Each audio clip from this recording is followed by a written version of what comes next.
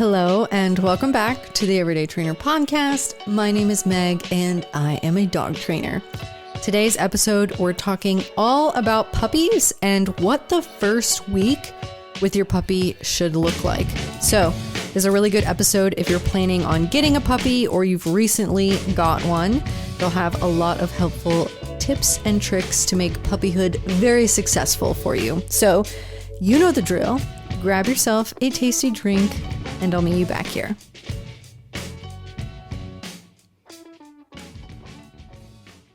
All right, welcome back, y'all. Happy to be here. Happy that you're listening. As always, my tasty drink of choice today is Olipop. I love Olipop. I would die for an Olipop sponsor. I drink these all the time. This is my dopamine fix. So I am recording this from inside the house. I think the last couple times I've recorded the podcast have been from the van, and I'm really hearing the difference. The van is really like the best sound for recording a podcast. And I'm also recording video on this one, which is why I'm in the house. And I have to say, it's very different. It's so different for me. Like there's just something about like being able to sit with like the headphones on and just like talk into a microphone and not really care about what I look like or if I'm like looking at a camera. So if you're watching this on YouTube and I'm like constantly like looking down and looking away, I'm sorry. That's just how it's going to have to be for me to be able to successfully record this episode. So we're going to talk about what it should look like the first week that you bring your puppy home. I have been bombarded by puppies, and there's a lot of things that I'm seeing my owners do that I want to help you with and hopefully prevent some future problems from developing if you've gotten a puppy recently or you plan on getting a puppy, or maybe, you have an older dog and you just want to know this information for the future, or, share the dog training knowledge with everybody that you know, right? So I love training puppies. It's literally it's my favorite. If I could only train puppies, I would. I think there was a period of time where I really loved behavioral mod because I loved the challenge of getting a dog that was super aggressive or fearful, that didn't trust anybody. And then I would gain its trust, and there would be this big exaggerated change in the dog.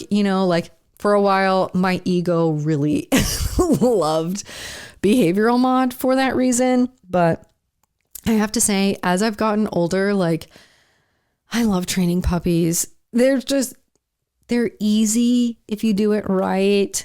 And I know that everybody gets really frustrated with the crate training and the potty training, but I already can't sit still for very long. So I'm already on a 2-hour routine and I'm constantly outside. So me and puppies just vibe. Me and puppies just get along, and I love training puppies.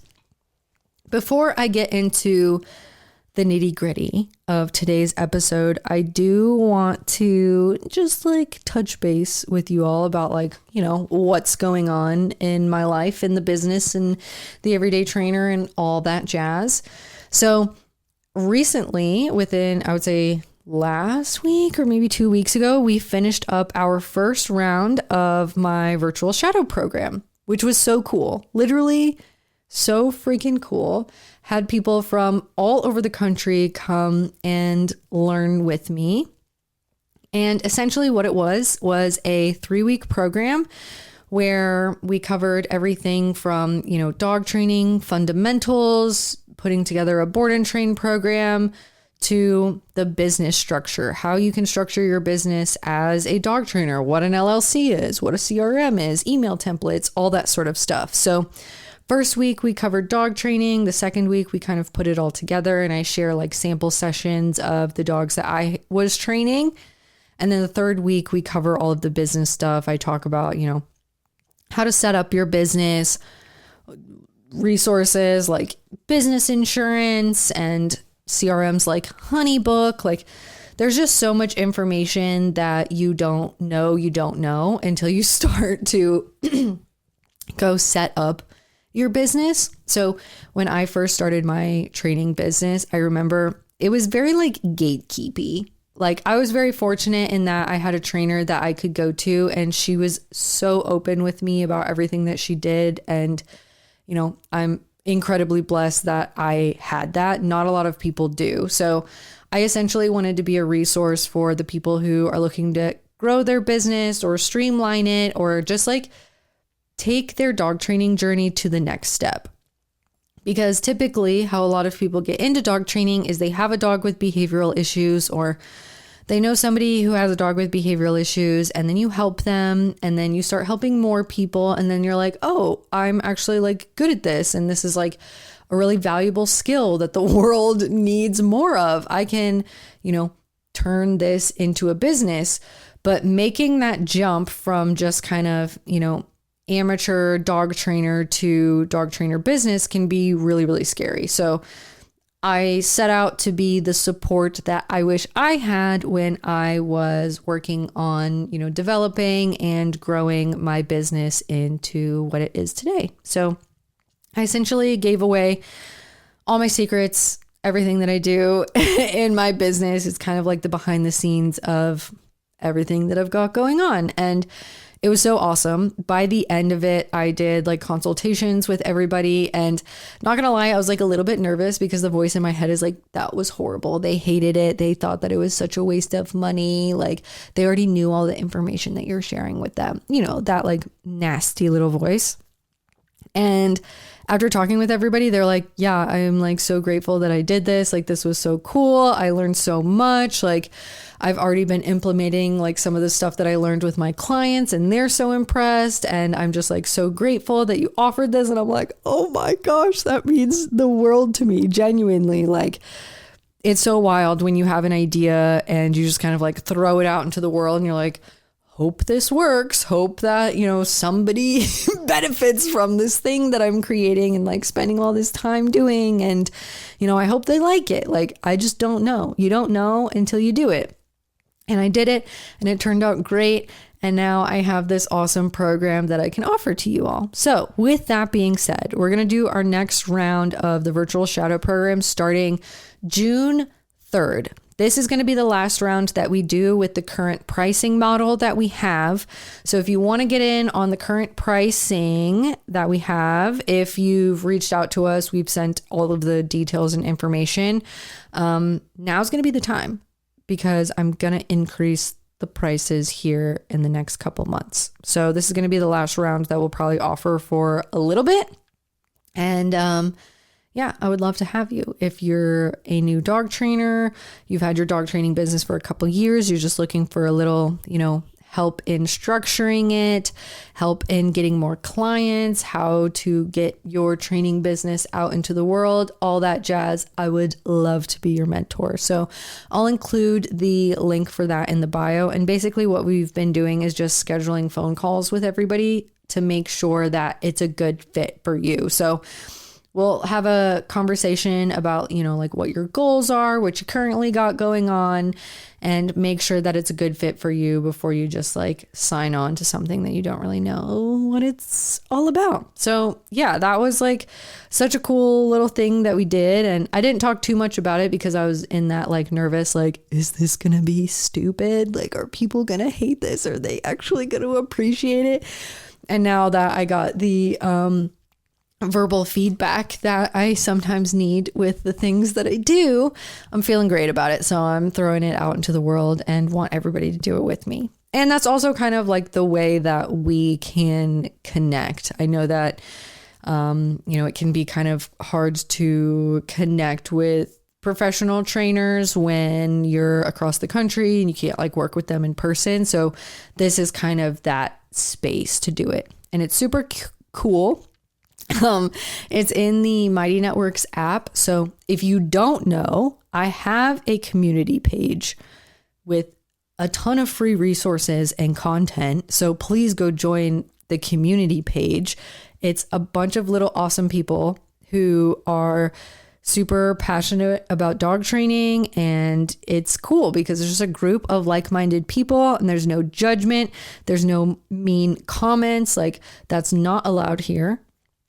Only love and support. So if you want like an awesome community of trainers and dog owners and, people who just want to learn, then come and join my community. I will also include that in the link in the bio. But the virtual shadow program is kind of like a part of that. So it's really cool. You can do it all from your phone. It's an app. You can watch all of the videos, comment on things. It's really a group that you get to join. And the cool thing about the virtual shadow program is everybody who's already completed it will continue to be in that group. So you get lifetime access to it, and the girls who just finished the last round are going to be in there answering questions and kind of helping, all of the new students who are coming in. So just building a little community of future dog trainers. That's what we love. All right, let's get into our episode. I don't really have too many other nitty gritty details of my life, updates for you, which is good because I think for a period of time, my life was a little bit chaotic. So the fact that I don't have anything wild and crazy going on is pretty good for me. We're just doing board and trains out of the house right now. Oh, I guess this is a little announcement that I should probably make. Starting in mid-August, I will be taking off. I have a lot of really fun things planned for this year. And as soon as I have the go-ahead to share that with you, of course, I'm going to share it on the podcast first because y'all know my deepest, darkest secrets here. And I'm obviously going to tell you everything that's going on first, but I'm so excited. I'm doing something new, an in-person thing in a new place. And I think you guys are actually going to love this, actually. So as soon as I can, release the details on that, I'll obviously share it with you. But I will only be training dogs through August. So we are in, what month are we? This episode is coming out in May. So June, July, and half of August, I'll be in Orlando. If you want to work with me, you know where to find us. Come to our website. So that's all the updates that I have for you right now. Next week, I will hopefully have more updates of what's to come for the rest of this year. I'm literally so excited. You have no idea. Okay, let's talk puppies. So I have been completely bombarded by the amount of puppies that we have had come in for training, and everybody is doing the exact same thing. So if you have a puppy, I probably know what you're doing. And if I'm not calling you out right now, good. You might be off to the right foot. So most importantly, I want to talk about what the first week with your puppy should look like. I think, dog training is so oversaturated with information. Everybody is throwing so much at you. It's information overload. It's so hard to figure out what you should be doing, what you shouldn't be doing. But my approach to training is really keep it as simple as possible. Keep it simple, stupid. Okay. We're overcomplicating things. We are stressing way too much. The best thing that you can do for yourself and your puppy is to be as calm and chill as possible. And I have become super chill with the amount of puppies that I have in my house simply because I know what works and I know what doesn't. And I know that there's no need to rush through the puppy training process. So let's get into what the first week with your puppy will look like.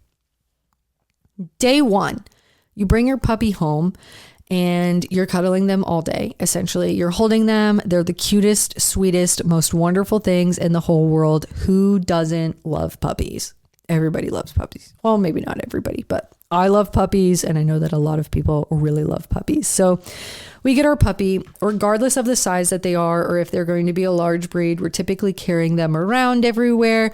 We're smooshing their little faces. We're just giving them the baby talk. We're passing them around to our friends and family. All that stuff is fine and dandy. However, when you're driving home with your fluffy little baby in your arms, what I want you to think about is the future dog that you want to create.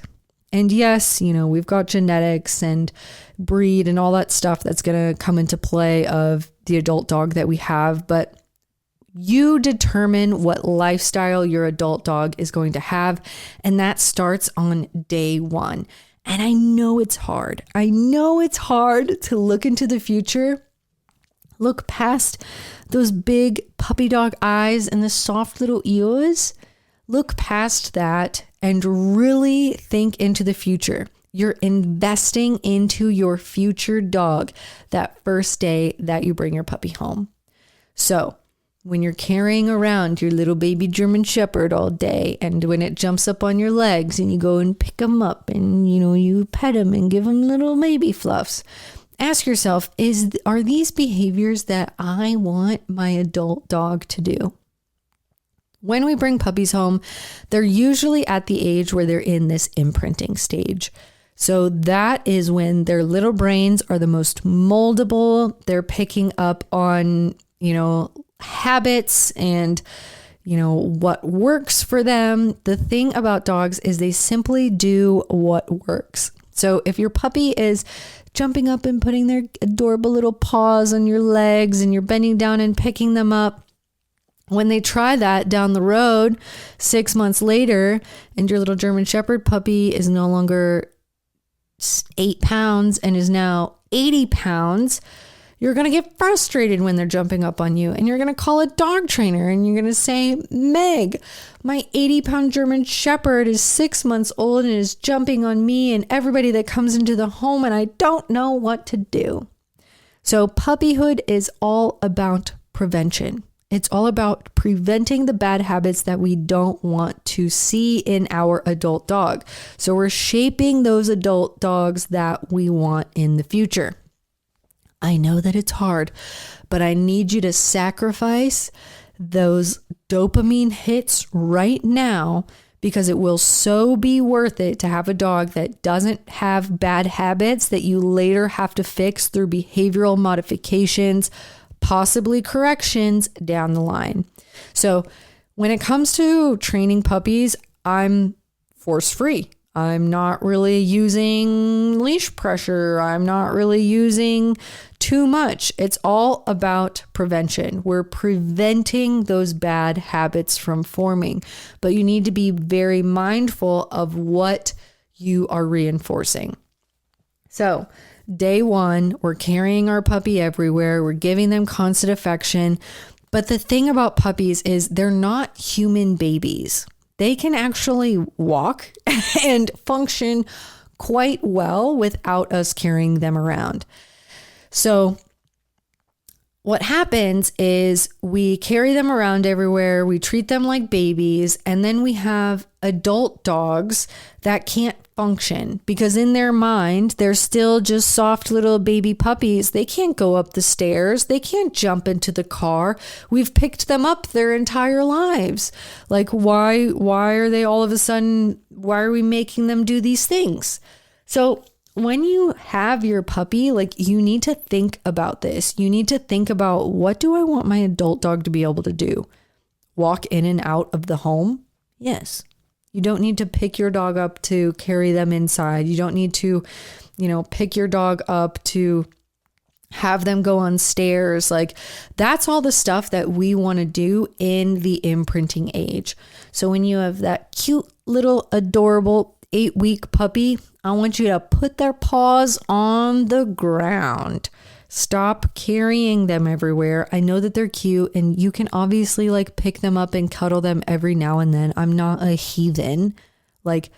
I love puppies. I love puppies. I will cuddle the fuck out of a puppy. Okay. But on the flip side of that, I also make very confident puppies and adult dogs. And by doing that, I ask them to do things that are mildly scary for them. And I'm talking mildly scary, like walking over a grate.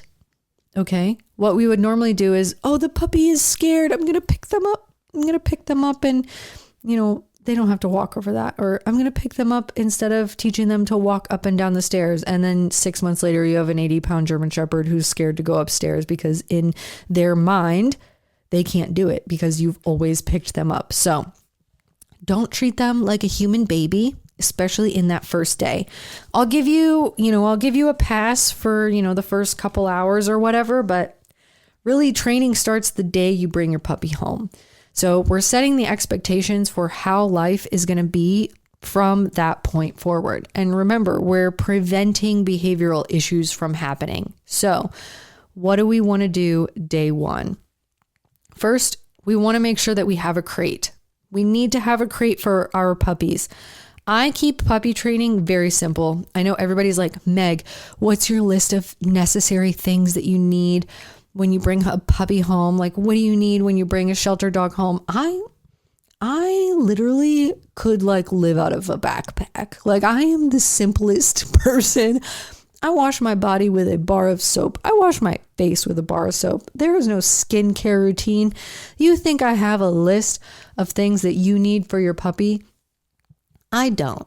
Now, can you have more things? For sure. I'm not going to take that away from you. But when it comes down to it, we really want to keep it simple. The more simple that you can keep the training, the more successful it's going to be. So what you really need is a crate that is large enough for your puppy to stand up and turn around in, but not so large that they can poop and pee on one end of the crate and then go and sleep on the other.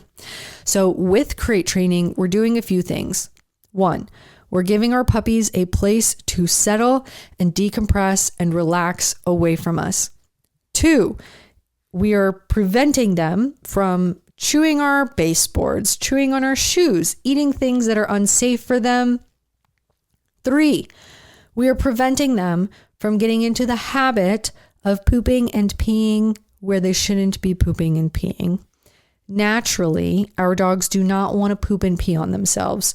So when we get a properly fitted crate, our puppies are not going to want to poop and pee in the space that they sleep, right? So that is the value of getting a crate right away.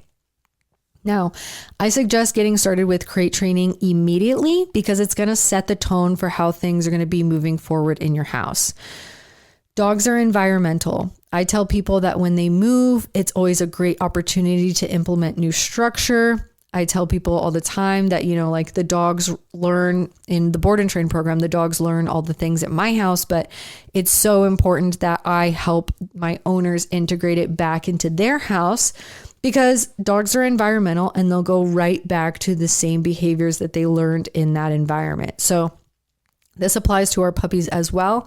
The first day that we bring them home, set the tone for how things are going to be moving forward. Do not let your puppy sleep in the bed.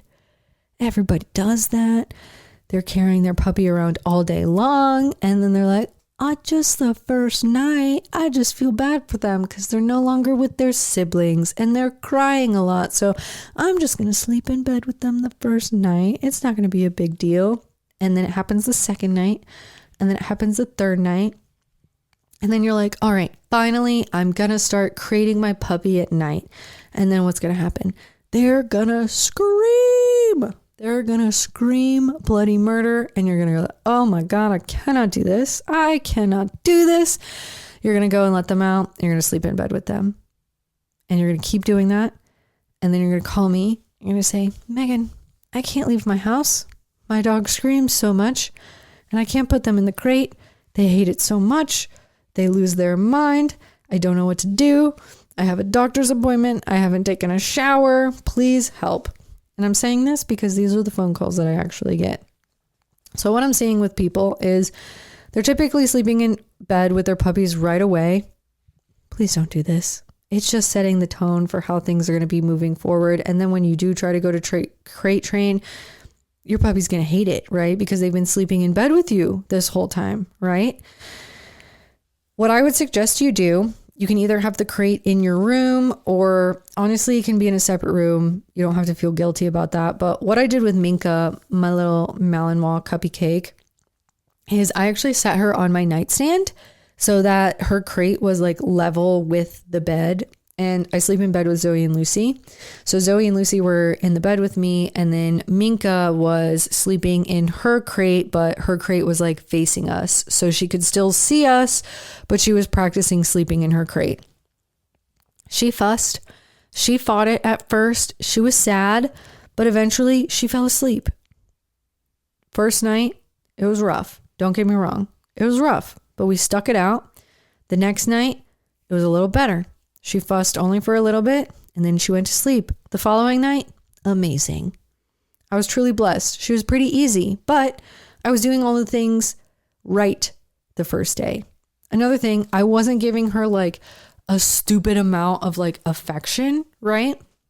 So if there's too big of a contrast between life out of the crate and life in the crate, of course your dog is going to hate the crate. So, Minka was 3 months old at the time. She was fully capable. She was on the ground, just following me around, being a puppy, doing puppy things. I wasn't carrying her around like a baby. I didn't have her strapped to my chest like a baby. So the crate wasn't that different than life outside of the crate. It was just like a space that she had to stay in. It's not like we went from she's constantly touching me to, okay, now I'm not touching her or anybody and this is horrible. So make sure that there's not too much contrast between, life in the crate and life out of the crate. That could obviously make your dog really hate the crate, but you definitely want to start crate training right away. If you don't, you're just pushing back your problems, because the thing is, the crate is the safest place for your dog to be. I unfortunately had a client dog pass away a couple weeks ago. And this has happened to us before. It's much more common than you would think because the dog was not crated and they get into things that are unsafe for them. So if you love your dog, like, you will crate them when you're not actively watching them. It's not a cage. We're not like using it as a punishment. It's a safe space for them. And that's what we want it to be. That conditioning starts the first day you bring your puppy home. So make sure that you have a well-fitted crate before you bring your puppy home. It's just big enough for them to stand up and turn around in. That way we can prevent those potty accidents from happening in your home. So another thing that I want you to get started with right away is measure out your puppy's food. And this can just be their regular kibble or whatever type of food that you're feeding them. And that's what you're going to use to reinforce all the things that you want to see more of. Now, the first week of puppyhood, we are keeping things so simple. And I'm saying first week, but this can really go on as long as you need it to. Everybody wants to rush through puppyhood with their dogs. And honestly, there's literally no need. I used to be like this, like when I would get puppy clients, I would be like, oh my gosh, I have to have this like perfectly well-trained puppy. And honestly, it kind of backfires. Like when you do too much obedience, too much like advanced stuff, it really hinders the dog and doesn't create the right habits that we want. So my goal with puppies is obviously prevention. We're preventing all of the behaviors that we don't want to, continue into adulthood or, manifest into adulthood. But another one of our goals is to also just teach our puppies to be confident with the environment, confident with the life that we provide them. So that kind of plays into, like not carrying your puppy around, teaching them to climb upstairs, all that sort of stuff. Like letting them problem solve is going to create a confident dog. A lot of the adult dogs that I'm getting are so wildly insecure. Like it's not even funny. And it's because we're just following them around, like, micromanaging their every move and making sure that they, are comfy and happy 24/7 and that like nothing ever makes them upset ever. That's crazy. I have people who are literally not leaving their homes because they're scared that like their dog is going to be uncomfortable if they leave. And I'm like, yeah, your dog might be uncomfortable, but like they're going to be okay. Like you're not actually putting them in any sort of situation where they're in harm. And so when you come home and they're fine, that's a learning moment for them. They've learned like, oh, okay, well, I actually am going to be okay. And nothing really bad happens when my owner leaves the house. But what we're doing is we're either never leaving our house, and so our dogs never have an opportunity to see us gone. And then, of course, they're going to lose their ever-loving minds.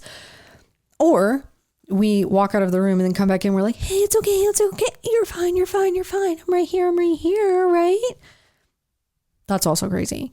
We cannot be doing that because I get these adult dogs for training and they're so insecure. They can't be away. Like they're never left alone. If they're not the center of attention, they lose their ever-loving mind. Like we're just creating all of these like children. I know you've like gone to school with somebody like that who was like an only child who like got whatever they wanted and their parents were like obsessed with them and they could like do no wrong. That's essentially like most of the dogs that I train.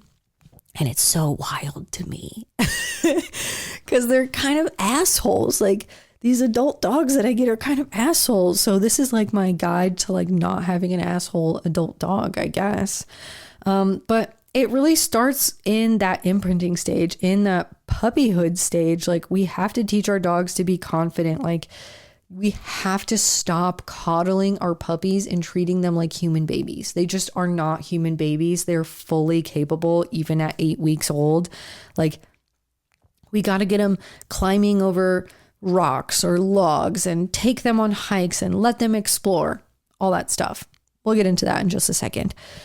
So the first week, what I want you to focus on is 1, crate training. We already talked a little bit about that, about the crate, that sort of thing, and potty training. That's it. Until you have those 2 things, I don't really want you to work on pretty much anything. Keep it super simple for yourself because guess what? You're going to be sleep deprived most likely that first week. So why try to add sit and down and, a loose lead walk and speak and roll over and paw and all of this stuff? No. Simply get your puppy on a crate schedule, get them potty trained. The more days that we have with 0 incidents, no potty accidents or chewing on your furniture, things like that, the faster you get through that stage, right? Everybody wants to jump through potty training and crate training and it's boring. That's why nobody wants to do it. It's not fun. Like that's not fun. What's fun? Teaching paw. Teaching paw is fun, right? We're getting our puppies working for their food and we're like, oh my gosh, this is so much fun, right? But like when it comes down to it, like I don't really care if you have a puppy that can do paw, if they're still shitting in your house, like, come on. So make it super, super simple for yourself. I don't want you to literally do anything until you have a puppy that is crate trained and potty trained. Don't rush the process. There's no need. You can teach things in literally 1 session. Teaching things like obedience skills is not difficult at all. Crate training and potty training, it's boring, but it's very, very difficult for people. So those are the things that I would want you to focus on. So let's get into crate training and what that looks like a little bit. We're measuring out our dog's food every single time your puppy goes into the crate. I want you to grab a little handful of their food and I want you to toss it into the back of the crate. Ideally, our puppies go into the crate, chew on their little kibble. We close the door. We walk away. We come back and an hour or 2 later, we take them out. If you can, have your puppy walk themselves outside. If you're not there yet in your potty training and you're like, no, they'll definitely have an accident walking from their crate to the door, then pick them up. That is the one time that I'll say you can pick them up. Okay. So immediately, every single time your puppy comes out of the crate, I want you to walk them outside to where you want them to go potty. Put them down in the grass. You're going to say go potty. You might need to pace around a little bit. Be boring here. Don't do a lot of talking to your puppy because if you're talking too much, they're going to be too focused on you and we want to get them sniffing. Sniffing is the goal. If they sniff, then they're most likely going to go potty. So we're pacing around. We're being super boring. Pace, pace, pace. They start to sniff. They squat. Wait for them to finish. Yay, good job. Good potty. Good. Throw a party. Food. Feed. Have some little kibbles in your pocket. Feed. Reward that. Go for a walk. Do a little, like exploring. Expose them to the world. Come back inside. If they go potty outside, they are allowed to have more freedom in the house. So this is the one thing that I want you to do with training. Have some little kibbles in your pocket. When your puppy's following you around the house and they stop and they sit, I want you to mark that with a good and feed. Walk around your house. They stop, they sit, they look up at you. Good. And feed. Now we're just using their kibble. So just a couple pieces of kibble. Good. We're doing a couple things here. One, we are loading our marker word. Good is our marker word. It's how we mark a behavior to tell a dog that is good. That's what I like. Food is coming. I'm going to reward you. The sooner we can condition our dogs to a word or a sound that means food is coming, the better our communication is going to be, and we're going to be able to mark behaviors that we want to see more of. Okay. So what I'm having you mark is the dog sitting and looking up at you. Okay. So we're loading our marker word. We're teaching our puppies what good means. Good means food is coming. Keep doing what you're doing. And we're also rewarding our puppy for keeping all four paws on the floor and giving you some eye contact, checking in with you. It's really, really hard to train a dog that literally never checks in with you. What a crazy concept. So in that imprinting stage, in that first week with your puppy, they sit down, all four paws are on the floor. They look up at you. Good. Reward. That's all I want you to do. Now, if you want to go real extra, you can take that skill out into the world. Go to a park. Sit on the bench. Let your puppy watch the world go by. When they check in with you, good. Food. They check in with you, good. Food. We essentially want to teach our puppies that all the good stuff is going to come from you, the handler. I don't want strangers petting your puppies. I don't want your puppy greeting other dogs on leash. We like to raise our puppies like service dogs in that we want them to be neutral to the environment. We want them to be neutral to other dogs, neutral to people. And that all starts with the rewards coming from you, not those things. So your puppy playing with another dog is a really rewarding thing. If you let your puppy pull over to another dog on the walk, that can lead to reactivity because one day you're not going to allow your puppy to pull up to another dog and they're going to get frustrated and they're going to start barking. And that barking is reactivity. So everything that we do with our puppies is about neutrality. So that's really all I want you to do the first week at least. At least. You do not need to rush the puppy training process. Okay, so another little thing that I have to touch on is vets will tell you to not take your puppy out at all until they've had all of their vaccines.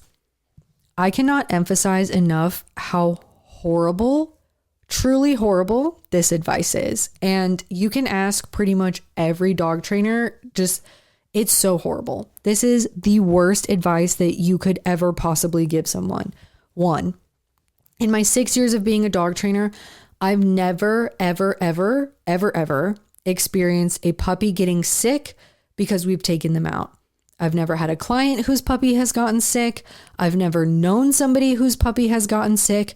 I just don't believe that that is as big of a threat as our vets have made it seem. Okay.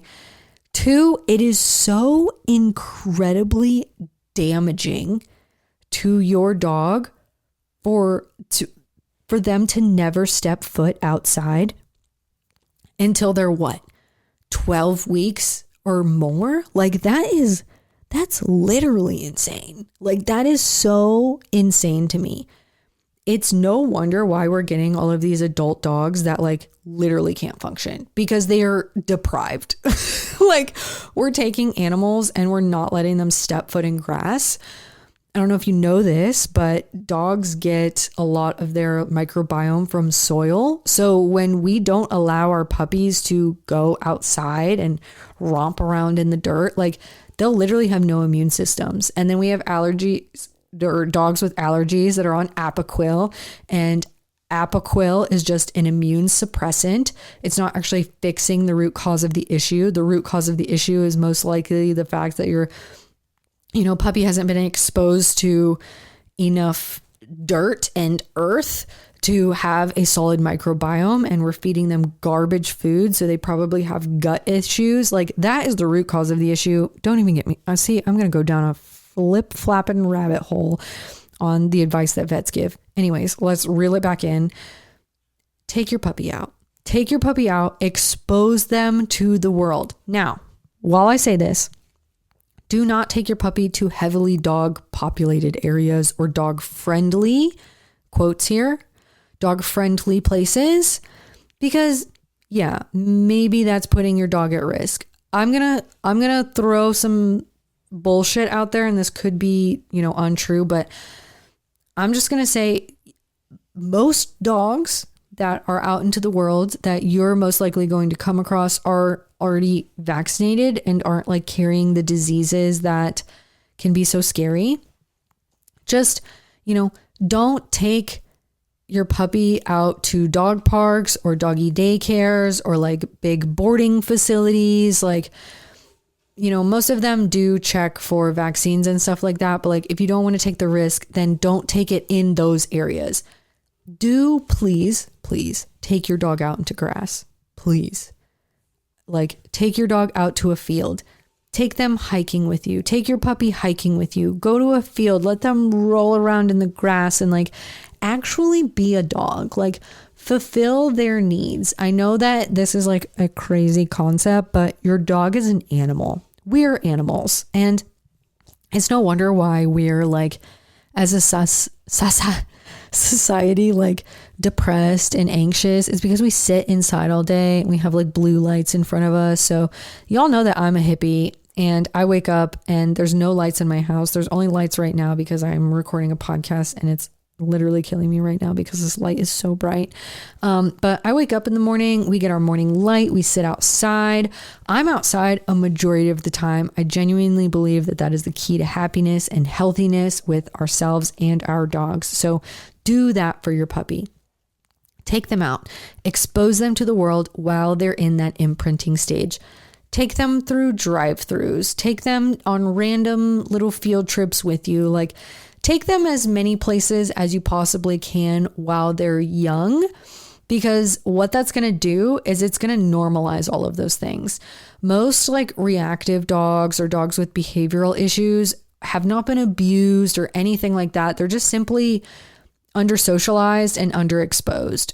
When dog trainers say under-socialized, they just mean like exposure training, taking them out into the world, all that sort of stuff, not necessarily your dog being friends with other dogs or people. So we want them to be neutral with those things, but we do want to expose them to, walking down busy roads, walking past a bus or a bicycle, people on rollerblades, walking past other dogs. Like if you don't expose your puppy to those things, then when they see them as a adult dog, or maybe when they're in their fear period, they're going to lose their mind, right? Because they're like, what the heck is that?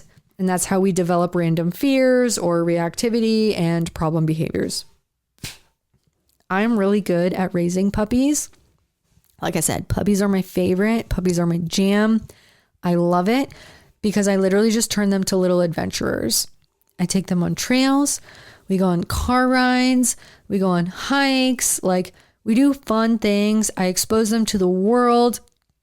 And it really prevents so many issues down the line. And I was talking to somebody recently, actually, and I was like, you know what's crazy is I get all these puppies in and they turn into like really good adult dogs, and people don't really know how much I'm doing with their puppies, like how much in the long term I'm doing for them and their puppies, because they haven't developed behavioral issues yet, right? Like when you're doing behavioral modification, you're getting dogs that come in with problem behaviors and they leave better, right? So it's very easy to see the change that the training makes. But the thing about puppies is like they usually don't come in with problem behaviors. They're just puppies, right? They're just puppies.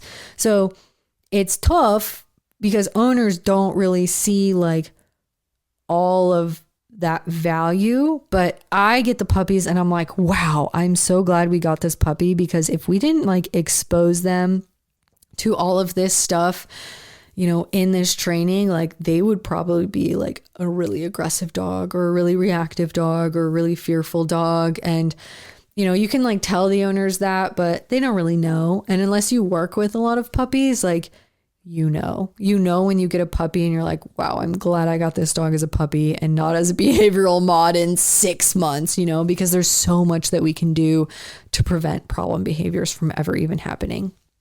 So to keep it super simple for yourself, stick to a crate schedule. We're talking take your puppy out every couple hours. A general rule for how long your puppy can stay in the crate is their age in months. I used to say their age in months +1, but we're just going to go with their age in months. So if they're 3 months old, they can be in the crate for 3 hours. That's obviously not ideal. With puppies, I say, you know, take them out at least every 2 hours. 4 months old, 4 hours, that sort of stuff. If you have a full-time job and you have a puppy, I recommend getting a walker to break that time up. It's really not fair to ask a young puppy to hold it for anything over, 4 hours, I would say. So if you work an 8-hour day, try to get a walker to come to your house, let your puppy out, whether they take them for a quick little walk or just hang out in your yard. Make sure that they go potty and then they can go back into the crate, and then you let them out as soon as you get home from work. But let's say you work from home, which I know a majority of you do because no one leaves their puppies ever. And then I get all these dogs with separation anxiety. So if you work from home, you need to practice crating your puppy when you aren't actively watching them. So your routine should really be puppy comes out of the crate, immediately takes them out to go potty. If they go potty, great. They can hang out with us in the house for a little bit, give them a little toy to chew on, hang out with them, play with them, use their food to, mark and reward that eye contact, that sort of stuff. And then they go back into the crate. And then we do it all again all day long, basically. I lost my train of thought. I was going to say something else about that. Oh, if you take them out and they don't go potty, they have to go right back into the crate because they're not empty. You know that they're probably going to go. So take them out 30 minutes later, give them another opportunity to go potty. If they don't go potty, they have to go back into the crate. Okay. So we take them out, they go potty, they get to hang out in the house with us. But with that being said, make sure that you're supervising them. This is not a free for all. If you need to, you can get a little playpen. I love playpens for puppies. I love it. If you want to do playpen and crate throughout the day, you can totally do that to give your puppy a little more freedom and space. And if it makes you feel better, great, do that. But our goal with our puppies is that when they're out, we're with them. We're actively engaging with them. We're supervising them. We're talking about quality time. I don't want you to take your puppy out and then sit on your phone and scroll and your puppy just kind of like wanders around. That is not valuable. If you're going to do that, just put your puppy in the crate because at least you're crate training them, So play with them. take them outside, do something engaging with them. If you're engaging with them, you're working their brain, we're doing fun things. That's going to tire them a lot more than just, letting them wander around your house. So make that time super quality. Engage with your puppy when they are out of the crate. When you're not able to actively supervise them, put them in the crate. It's going to be the safest place for them. And puppyhood is all about prevention. So we're preventing problem behaviors. We're preventing accidents in the house, and we're preventing them from chewing your favorite shoes, getting a hold of socks, swallowing things that they should not be swallowing. Okay? The crate is your best friend, I promise. Now, as far as whining in the crate goes, try to do your best to not take the puppy out when they're actively whining or crying. Dogs do what works. If whining and crying gets them out of the crate, then they're going to keep doing that. What we want to do is we want to teach our puppies that it's not their job to let us know when they need to go out. We want to decide that for them. They're just babies. They're just baby little animals. So we're going to put them on our routine. Okay. I know that people get hung up on that a lot, is they'll be like, well, my puppy's whining, he must have to go out. Make sure that you're letting them out consistently enough, and then you don't have to worry about that. Another big thing to kind of go in with potty training is monitor your puppy's water intake. Yes, give them, access to water, but some puppies will just like drink and drink and drink and drink and drink and just like fill themselves up like water balloons and literally make themselves sick and like pee everywhere. So if you have a puppy like that, you might need to pick up the water after a little bit of time to make sure that they're not like constantly filling themselves like a water balloon. And then also pick up the water, before bedtime. So let's say you're going to bed around, 10 p.m. Consider picking up the water around 7 so that you can do a potty break right before you go to bed. And then that way you can get a couple hours of sleep. Your puppy should be able to hold it a little bit longer throughout the night. I would say if you have like an 8-week-old puppy, you're probably going to be getting up at some point during the night. If you don't have to, throw a party, because that is truly a blessing. Okay. Sometimes we get puppies that sleep through the night immediately, and like, count your blessings, go get a lottery ticket or something, because that's wonderful for you. And I'm so happy that you get to have that. Okay. So that's really kind of the first week of puppyhood. I want you to keep it super, super simple for yourself. Just focus on that potty training, that crate training, using your marker word good, and exposing your puppy. And honestly, this stuff can take you really far. Like, that can take you up through 6 months if you just want to practice those things. There's no need to rush the process or, rush into having a dog with a loose lead walk or, anything crazy like that. I want you to just focus on the basics. And until you have the basics, don't bog yourself down with more to-dos or stress yourself out about, being behind in puppyhood. I think the main thing is we want to make sure that you are sane and not super stressed and feeling good, because our dogs feed off of our energy.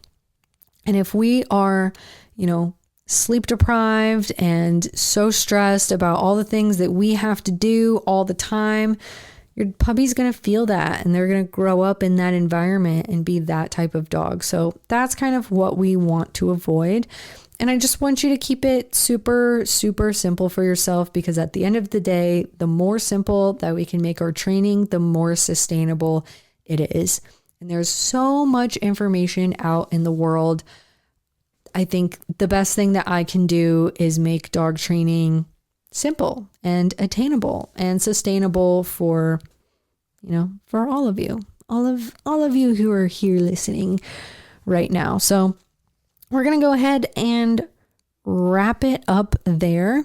If you have a puppy, good luck. You got this. You totally got this. Puppyhood is wonderful and beautiful. And just think about the adult dog that you want to create. And if you need a little more help with puppyhood and kind of training basics, please go and join the Everyday Trainer community. You can do that by finding the link in my bio on any of my socials. We'll also include the link in the show notes here, so you can go and join that community. I also have a puppy guide available in our store, along with our Everyday Trainer guide as well. So you can purchase those as well. And it has like a sample schedule in it and all that jazz. So as always, thank you all so much for being here. It truly means the world to me that y'all, join me and listen to me, just dump into a microphone every week. So thank y'all. Thanks for that. Thanks for being here and supporting. I don't usually pander for reviews, but if you like the podcast and want to leave us a review, I will love you forever.